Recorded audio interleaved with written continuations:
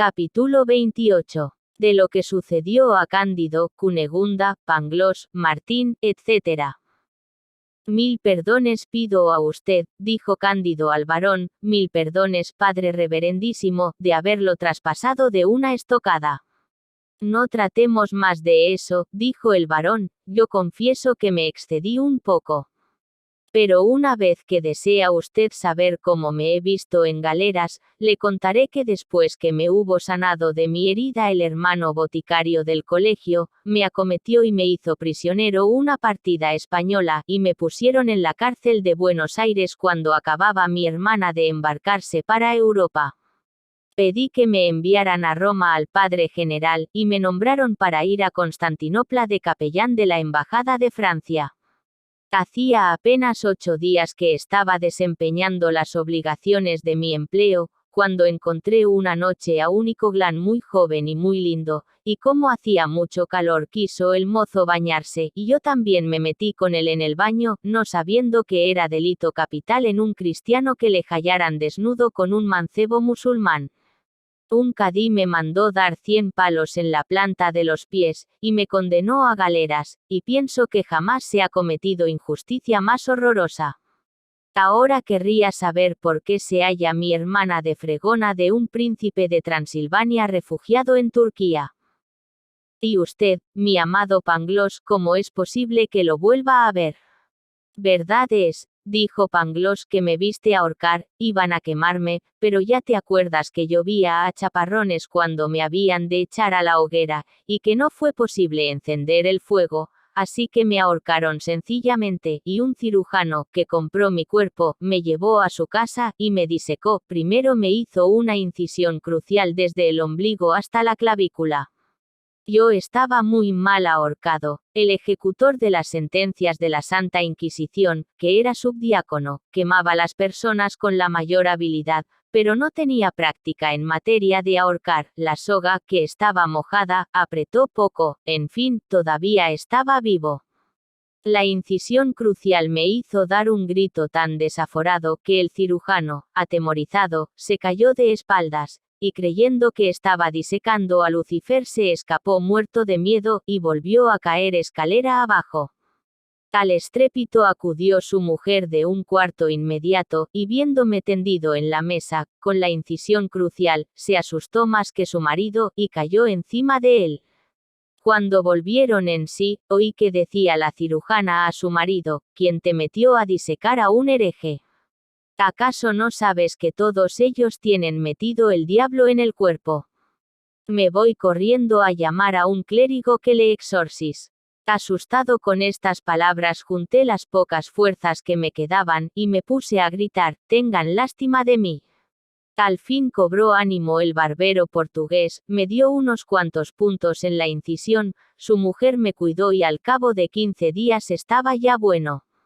El barbero me acomodó de lacayo de un caballero de Malta que iba a Venecia, pero, no teniendo mi amo con qué mantenerme, me puse a servir a un mercader veneciano, y le acompañé a Constantinopla.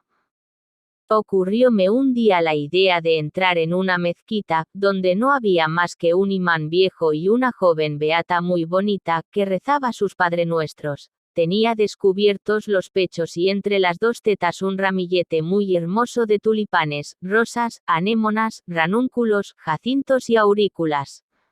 Cayósele el ramillete, y yo lo cogí, y se lo puse con tanta cortesía como respeto. Tanto tardaba en ponérselo, que se enfadó el imán, y advirtiendo que era yo cristiano, llamó gente. Lleváronme a casa del cadí, que me mandó dar 100 varazos en los pies y me envió a galeras, amarrándome justamente en la misma galera y al mismo banco que el señor barón. En ella había 4 mozos de Marsella, 5 clérigos napolitanos, y 2 frailes de Corfú, que nos aseguraron que casi todos los días sucedían aventuras como las nuestras. Pretendía el señor barón que le habían hecho más injusticia que a mí, y yo defendía que mucho más permitido era volver a poner un ramillete al pecho de una moza que ser hallado desnudo con único glán. Disputábamos continuamente y nos sacudían 100 latigazos al día con la penca, cuando te condujo a nuestra galera la cadena de los sucesos de este universo, y nos rescataste. Y, pues, amado Pangloss, le dijo Cándido, cuando se vio usted ahorcado, disecado, molido a palos y remando en galeras, pensaba que todo iba perfectamente. Siempre me estoy en mis 13, respondió Pangloss, que al fin soy filósofo, y un filósofo no se ha de desdecir, porque no se puede engañar Leibniz, aparte que la armonía preestablecida es la cosa más bella del mundo, no menos que el lleno y la materia sutil. Capítulo 29. De cómo encontró Cándido a Cunegunda y a la vieja. Mientras se contaban sus aventuras Cándido, el barón, Pangloss, Martín y Cacambo, mientras discurrían acerca de los sucesos contingentes o no contingentes de este mundo, disputaban sobre los efectos y las causas, sobre el mal moral y el físico, sobre la libertad y la necesidad, sobre los consuelos que puede recibir quien está en galeras en Turquía. Llegaron a las playas de la Propóntida, junto a la morada del príncipe de Transilvania. Lo primero que se les presentó fue Cunegunda y la vieja, que estaban tendiendo al sol unas servilletas.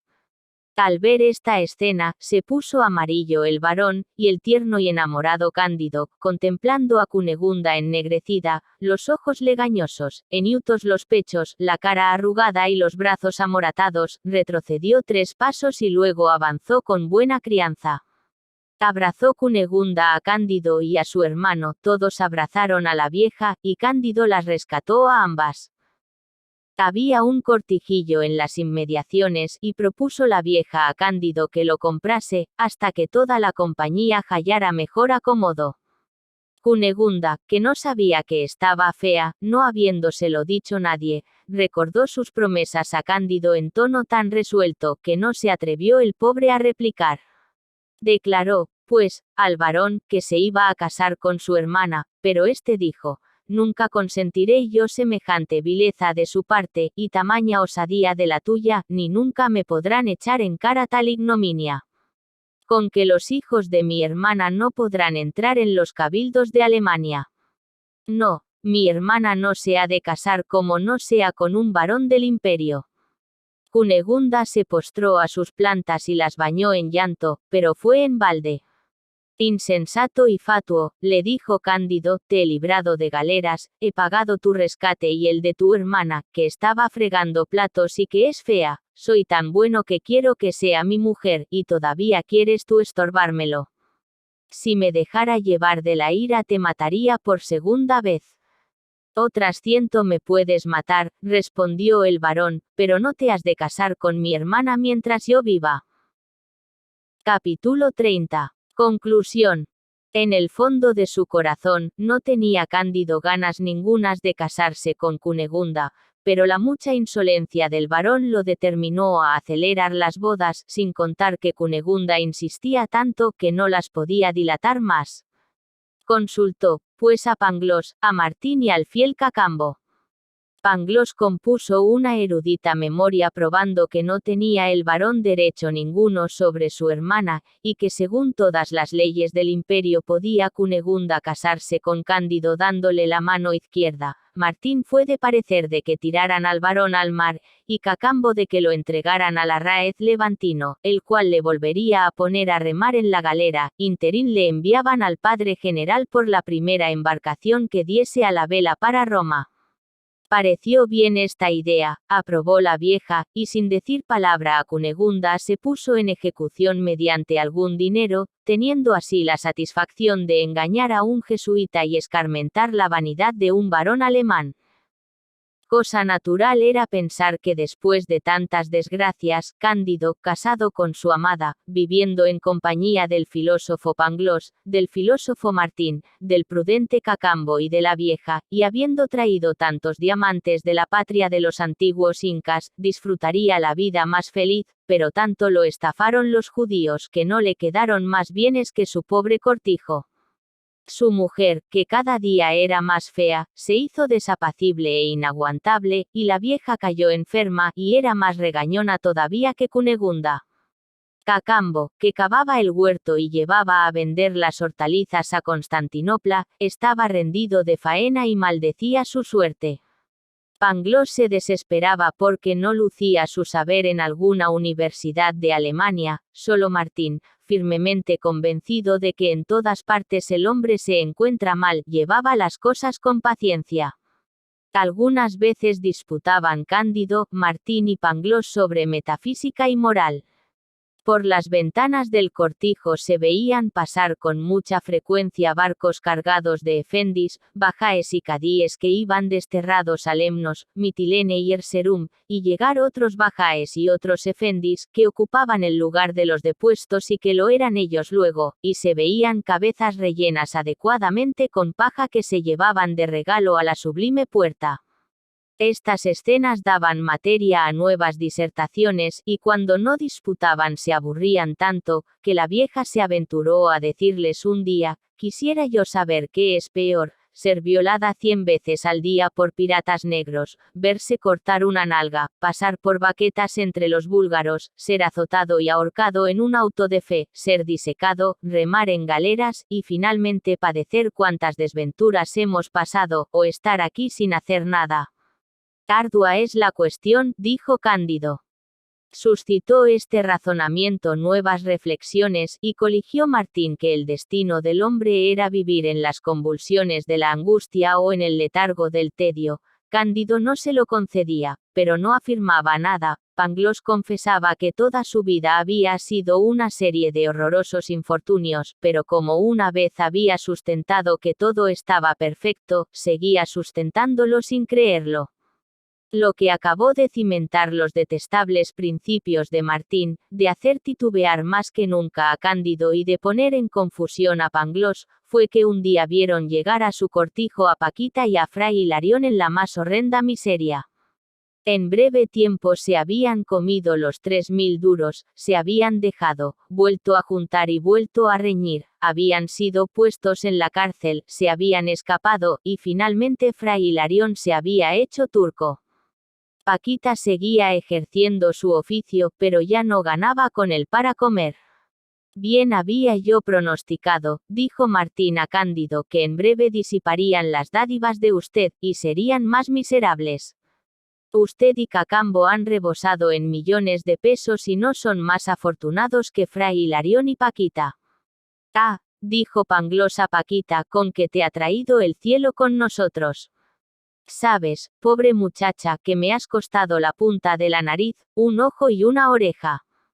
¡Qué mudada estás! Válgame Dios, lo que es este mundo». Esta nueva aventura les dio margen a que filosofaran más que nunca. En la vecindad vivía un derviche que gozaba la reputación del mejor filósofo de Turquía. Fueron a consultarle, habló Pangloss por los demás y le dijo: «Maestro, venimos a rogarte que nos digas para qué fue creado un animal tan extraño como el hombre». «¿Quién te mete en eso?», le dijo el derviche, «¿te importa para algo?». «Pero, reverendo padre, horribles males hay en la tierra. ¿Qué hace al caso que haya bienes o que haya males? Cuando envía Su Alteza un navío a Egipto se informa de si se hallan bien o mal los ratones que van en él». «Pues ¿qué se ha de hacer?», dijo Pangloss. «Que te calles», respondió el derviche. «Yo esperaba», dijo Pangloss, «discurrir con vos acerca de las causas y los efectos del mejor de los mundos, del origen del mal, de la naturaleza del alma y de la armonía preestablecida». En respuesta les dio el derviche con la puerta en las narices. Mientras estaban en esta conversación, se esparció la voz de que acababan de ahorcar en Constantinopla a 2 visires del banco y al muftí y de empalar a varios de sus amigos, catástrofe que metió mucha bulla por espacio de algunas horas. Al volverse Pangloss, Cándido y Martín a su cortijo encontraron a un buen anciano que estaba tomando el fresco a la puerta de su casa, bajo un emparrado de naranjos. Pangloss, que no era menos curioso que razonador, le preguntó cómo se llamaba el muftí que acababan de ahorcar. No lo sé, respondió el buen hombre, ni nunca he sabido el nombre de muftí ni de visir alguno. Ignoro absolutamente la aventura de que me habláis, presumo, sí, que generalmente los que manejan los negocios públicos perecen a veces miserablemente, y que bien se lo merecen, pero jamás me informo de los sucesos de Constantinopla contentándome con enviar a vender allá las frutas del huerto que labro. Dicho esto, convidó a los extranjeros a entrar en su casa, y sus 2 hijas y 2 hijos les presentaron muchas especies de sorbetes que ellos mismos fabricaban, de caimac, guarnecido de cáscaras de azamboa confitadas, de naranjas, limones, limas, piñas, alfóndigos y café de moca, que no estaba mezclado con los malos cafés de Batavia y las islas de América, y luego las 2 hijas del buen musulmán sahumaron las barbas de Cándido, Pangloss y Martín. Sin duda que tenéis, dijo Cándido al turco, una vasta y magnífica posesión. Nada más que 20 fanegas de tierra, respondió el turco, que labro con mis hijos, y el trabajo nos libra de 3 insufribles calamidades, el aburrimiento, el vicio y la necesidad. Mientras se volvía Cándido a su cortijo iba haciendo profundas reflexiones en las razones del turco, y le dijo a Pangloss y a Martín, se me figura que se ha sabido este buen viejo labrar una suerte muy más feliz que la de los 6 monarcas con quien tuvimos la honra de cenar en Venecia. Las grandezas, dijo Pangloss, son muy peligrosas, según opinan todos los filósofos. Eglón, rey de los moabitas, fue asesinado por Ahod, Absalón colgado de los cabellos y atravesado con 3 saetas. El rey Nadab, hijo de Jeroboam, muerto por Baza, el rey Ela por Zambri, Ocosías por Jehú, Atalía por Joiada, y los reyes Joaquín, Jeconías y Sedecías fueron esclavos.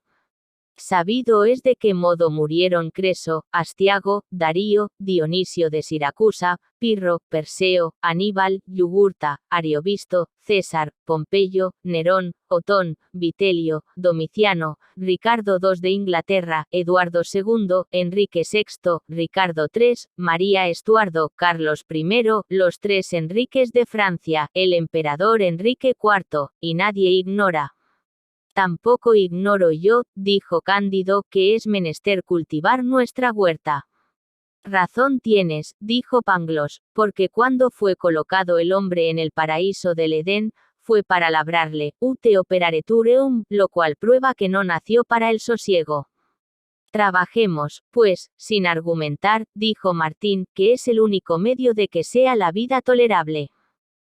Toda la compañía aprobó tan loable determinación. Empezó cada uno a ejercitar su habilidad, y el cortijo rindió mucho. Verdad es que Cunegunda era muy fea, pero hacía excelentes pasteles, Paquita bordaba y la vieja cuidaba de la ropa blanca. Hasta Fray Hilarión sirvió, pues aprendió a la perfección el oficio de carpintero y paró en ser hombre de bien. Pangloss decía algunas veces a Cándido, todos los sucesos están encadenados en el mejor de los mundos posibles, porque si no te hubieran echado a patadas en el trasero de un magnífico castillo por el amor de Cunegunda, si no te hubieran metido en la Inquisición, si no hubieras andado a pie por las soledades de la América, si no hubieras pegado una buena estocada al varón y si no hubieras perdido todos tus carneros del buen país de El Dorado, no estarías aquí ahora comiendo azamboas en dulce y alfóndigos. Bien dice usted, respondió Cándido, pero es necesario cultivar nuestra huerta.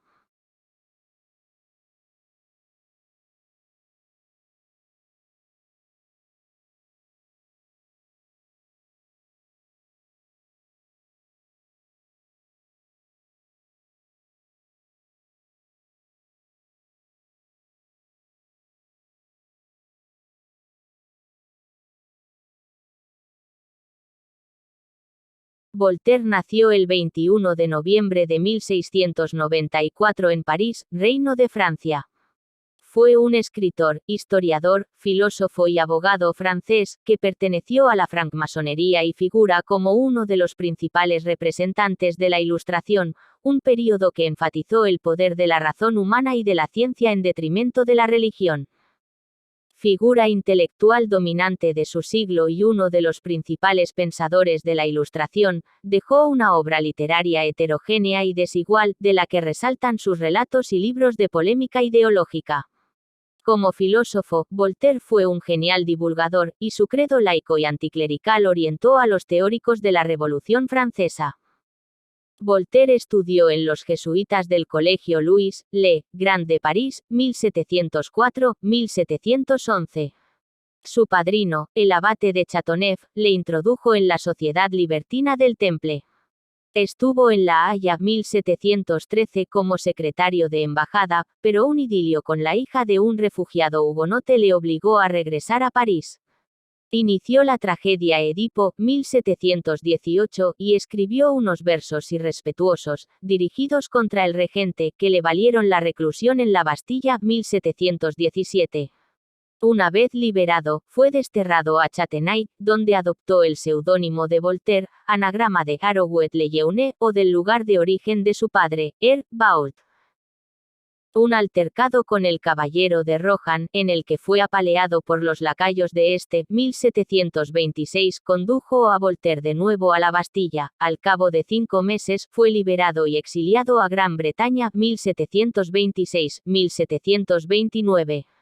En la corte de Londres y en los medios literarios y comerciales británicos fue acogido calurosamente. La influencia británica empezó a orientar su pensamiento.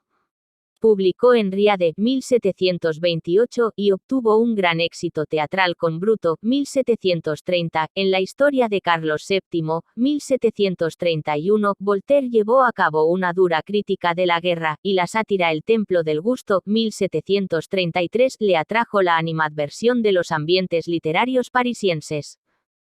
Pero su obra más escandalosa fue Cartas filosóficas o Cartas inglesas, 1734, en las que Voltaire convierte un brillante reportaje sobre Gran Bretaña en una acerba crítica del régimen francés.